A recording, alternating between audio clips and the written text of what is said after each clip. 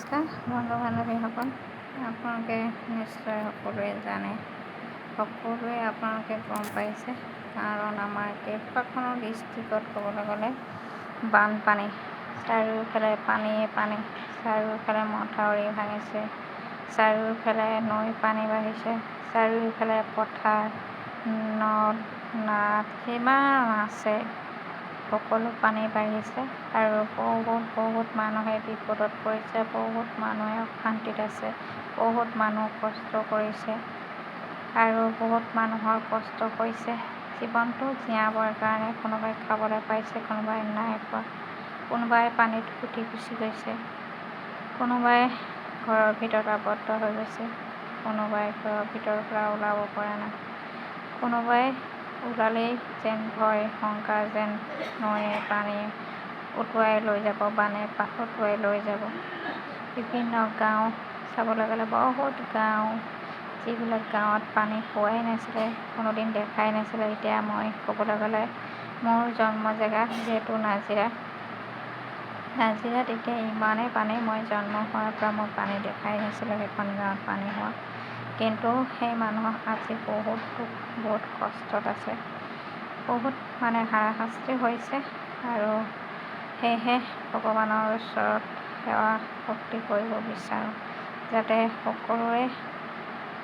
মানে সুৰক্ষিত হওক, সকলোৱে ভালে থাকক, সকলোৰে সমস্যাবিলাক সমাধা হওক, ভগৱানৰ অতি সোনকালে সকলোকে যাতে সহায় কৰি সমস্যাবিলাক সমাধা কৰি বান যি আমাৰ ক'বলৈ গ'লে বহুত ডাঙৰ সমস্যা বুলি ক'ব লাগিব সমাধা কৰক আৰু সকলোৱে সুস্থ থাকক,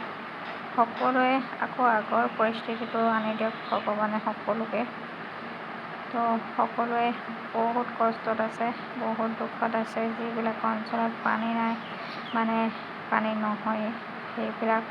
অঞ্চলত এতিয়া পানী হ'বলৈ ধৰিছে আৰু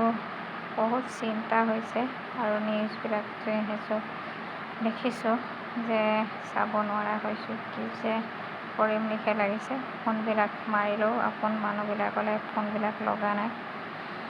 যিহেতু 4-5 দিন হৈ গৈছে যে কাৰেণ্টবিলাক কাটি থৈছে আৰু তাৰ কাৰণে ফোনবিলাক যোৱা নাই, চুইচ অফ নটিচ বল দেখাইছে, কি কাৰণে দেখাইছে সেইটো গম পোৱা নাই, কিন্তু বহুত চিন্তিত হৈ আছোঁ, বহুত চিন্তা কৰি আছোঁ যে মোৰ ঘৰত মা, বাইদেউ, দাদা, বৌ আৰু ভাগিন ল'ৰা দুটা আছে, কোনোবা এটা পাকত মানে কান্দিবলৈ মন গৈছে, কোনোবা এটা পাকত কি কৰিম লিখা লাগিছে, কোনোবা এটা পাকত মানে কি হ'ব লিখা লাগিছে, মাইণ্ডটো কামেই কৰা নাই, যিহেতু খা খবৰ ল'বৰ কাৰণে ভালকৈ মানে সুবিধাই পোৱা নাই, বহুত দুখ লাগিছে, খুব বেয়া লাগিছে, তাতে কি হৈছে, কি খাইছে, কি বৈছে খবৰ পোৱা নাই, কেনেকৈ আছে, ফোনবিলাক নটিচ বৰ্ড দেখাইছে আৰু এতিয়া মই কি কৰোঁ কি নকৰোঁকৈ সেয়েহে ভগৱানৰ ওচৰত প্ৰাৰ্থনা কৰোঁ, ভগৱানক মানে কামনা কৰোঁ যাতে সকলোকে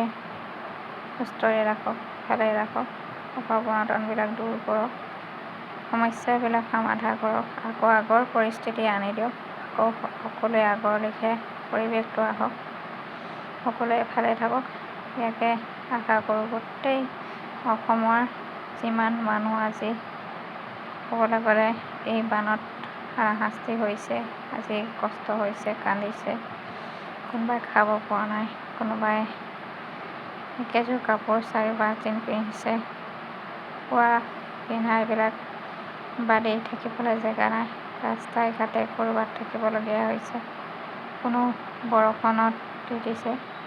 কোনো থাকিবলৈ ঠায়ে নাই লেখীয়া হৈছে মানুহবিলাকৰ, তো সেয়েহে খুব বেয়া লাগিছে। তো সকলোৱে আপোনালোকে ভগৱানক কওক যে আমাৰ ক'বলৈ গ'লে সকলো আপোন মানুহ হওক,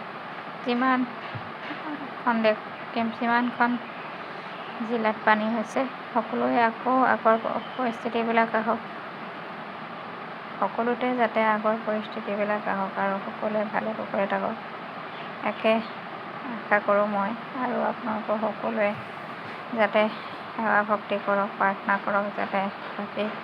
যিবিলাক মানুহ দুখত আছে, কষ্টত আছে, সকলোৱে যাতে মানে বিত্ৰাণ পাব লাগে, যাতে সকলোৱে ভালে থাকিব লাগে, সকলো আকৌ আগৰ পৰিস্থিতিটো আনি সকলোৰে ঘৰে দুৱাৰে সকলো সংসাৰখন ভালে কুশলে নিয়াব লাগে। ঠিক আছে বন্ধু বান্ধৱীসকল, সকলোৱে যদি প্ৰাৰ্থনা আমি কৰোঁ একেলগতে মিলি, নিশ্চয় ভগৱানে শুনিব। আৰু ইয়াতকৈ ডাঙৰ পৰিস্থিতি নানি ইয়াতেই যাতে ইমানটোতেই যাতে সামৰণি মাৰে সকলোৱে, যাতে তাকে সকলো আপোনালোকেও নিশ্চয় ভগৱানক জনাব। ঠিক আছে।